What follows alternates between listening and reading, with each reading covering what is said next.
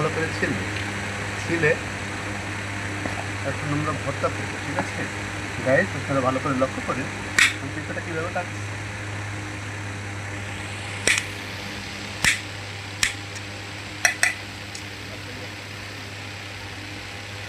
আচ্ছা, এই বড়খানা দিচ্ছে নাকি আবার সেটা?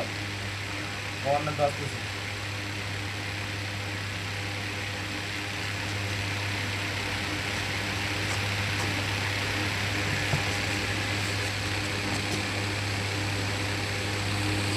আমরা এখন পেঁপেটা মাঝখান থেকে কেটে এর বীজটা বের করে এক জায়গায় রাখবো। এটা দিয়ে আমরা আলাদা একটা রেসিপি করি।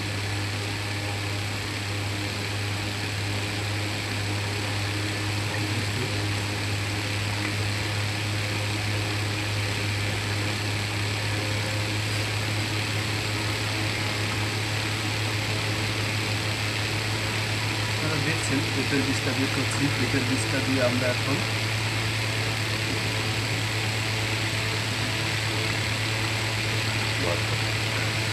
পেঁপের বীজটা দিয়ে আমরা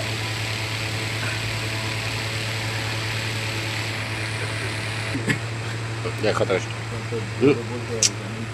সাইন একটা ভয়েস তো মারিস না।